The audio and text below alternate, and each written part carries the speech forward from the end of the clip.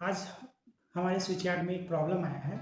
हमारा एक ब्रेकर 220 केवी का जो है सीजीएल का ब्रेकर है, उसका ऑफ इंडिकेशन हमारे सैस में नहीं आ रहा है। सैस को अगर हम संक्षिप्त शब्दों में जानना चाहें तो सैस बेसिकली एक पुराना सिस्टम होता है जिसके द्वारा हम अपने सबस्टेशन के सारे इक्विपमेंट्स का रियल टाइम डेटा को मॉनिटर कर सकते हैं और कंट्रोल रूम में ही बैठ करके अपने सारे इक्विपमेंट्स को ऑपरेट कर सकते हैं। यदि मुझे किसी पर्टिकुलर इक्विपमेंट्स का कोई रिकॉर्ड चाहिए तो उसके लिए भी मैं सैस के द्वारा उस डेटा को फैच कर सकता हूँ। तो अभी हम लोग पहले 220 केवी का सीजीएल का जो ड्राइंग है उसको देखेंगे। उसमें देखने के बाद फिर हम लोग स्विच यार्ड जाएंगे। स्विच यार्ड में क्या कंडीशंस है उसको देखने के बाद हम लोग फिर उसको रेक्टिफिकेशन करने का कोशिश करेंगे। तो हम लोग अभी सबसे पहले चलते हैं कंट्रोल रूम और वहाँ पे देखते हैं कि वहाँ का एप्लीकेशन का क्या स्टेटस है।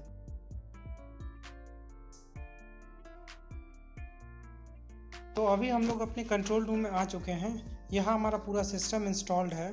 ये हमारा सास का पेज है। इसमें अभी हम लोग देखेंगे कि जो हमारा ब्रेकर का इशू है वो इसमें इंडिकेशन दिखा रहा है या नहीं। तो सबसे पहले मैं थोड़ा सा आपको इस पेज के बारे में बता देता हूँ। इसके लेफ्ट हैंड साइड में जो आपको पैनल दिखाई दे रहा है उसमें सिंगल लाइन डायग्राम दिखाया गया है।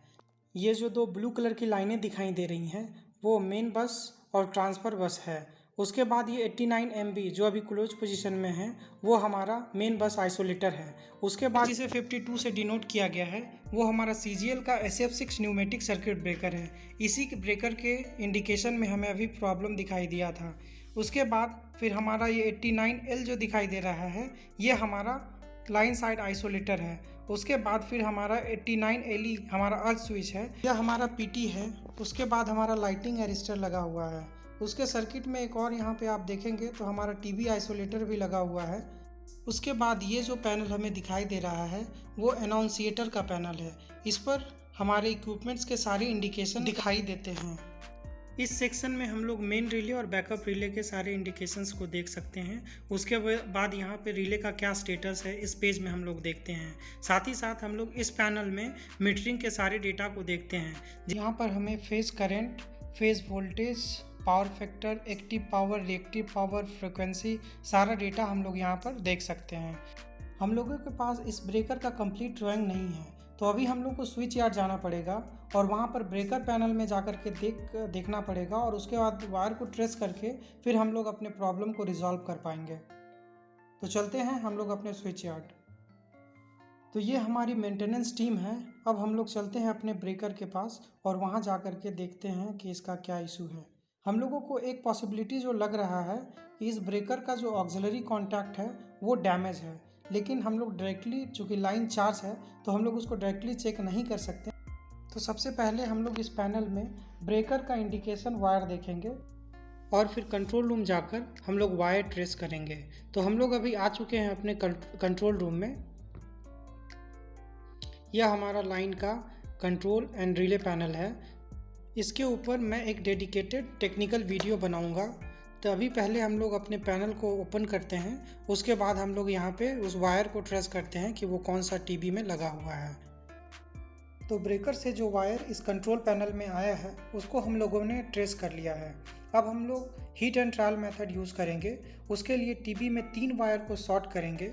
अगर शॉर्ट करने से ब्रेकर इंडिकेशन ठीक हो जाता है तो हम लोग यह समझेंगे कि ब्रेकर का ऑक्सिलरी कॉन्टैक्ट ठीक है और रिले का ऑक्सिलरी कॉन्टैक्ट फॉल्टी है। तो अब हम लोगों ने इस X2 TB के तीनों टर्मिनल 17, 18 और 19 को आपस में शॉर्ट कर दिया है। अब चल कर के हम लोग अपने सास में देखते हैं कि इसका इंडिकेशन वहाँ पर आया है या नहीं।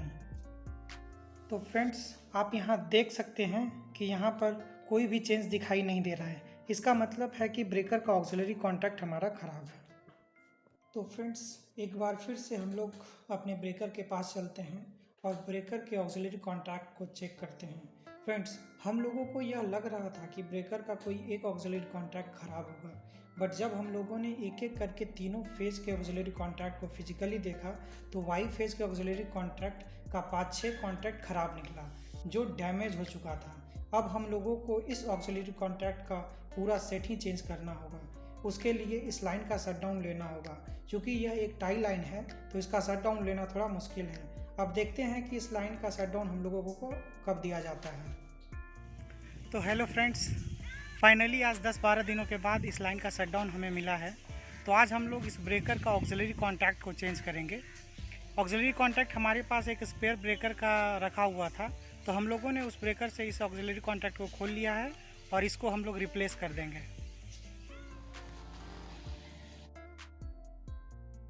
फ्रेंड्स, ब्रेकर में काम करने से पहले कुछ चीज़ों का ध्यान रखना बहुत ही ज़रूरी है। जैसे एलआर स्विच को हमेशा लोकल मोड में रखें, सारे एमसीबी को ऑफ कर दें, अगर स्प्रिंग चार्ज है तो उसे डिस्चार्ज कर दें, SF6 गैस वाल्व को ऑफ कर दें और एयर प्रेशर को जीरो कर दें। क्लोजिंग कॉइल और ट्रिपिंग कॉइल को लॉकिंग के लिए एक लॉकिंग पिन दिया हुआ रहता है, उसे भी लॉक कर दें।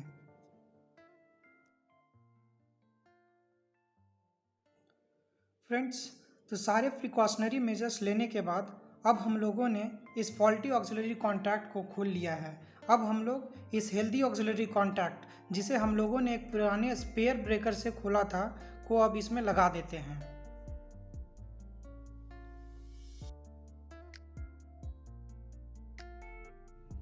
तो फ्रेंड्स, जैसा आप लोग देख सकते हैं, अब हम लोगों ने इस ऑक्सिलरी कॉन्टैक्ट के पूरे असेंबली को फिट कर दिया है।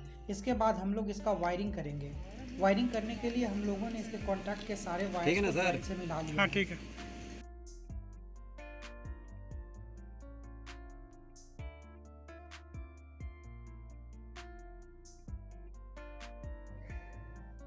अब इस ब्रेकर का वायरिंग का काम पूरा हो चुका है। इसके बाद यह ब्रेकर ऑन होने के लिए कम्प्लीटली रेडी है। ऑन करने से पहले हम लोगों ने जो लॉकिंग पिन लगाया था उसको रिमूव कर लेंगे। इसके साथ ही एयर कंप्रेसर का जो मोबिल है उसको भी चेंज कर देंगे। इस एयर कंप्रेसर के ल्यूब ऑयल को चेंज करने के बाद हम लोगों ने इसे ऑन कर दिया है, ताकि ब्रेकर ऑपरेशन के लिए रिक्वायर्ड एयर प्रेशर बिल्डअप हो सके। फ्रेंड्स, हम लोगों ने इस ब्रेकर को ऑन और ऑफ करके देख लिया है। हमारा ऑफ इंडिकेशन वाला इशू रिजॉल्व हो चुका है। फ्रेंड्स, आपको यह वीडियो कैसा लगा कमेंट्स में ज़रूर बताएं। ऐसी और प्रैक्टिकल वीडियो के लिए इस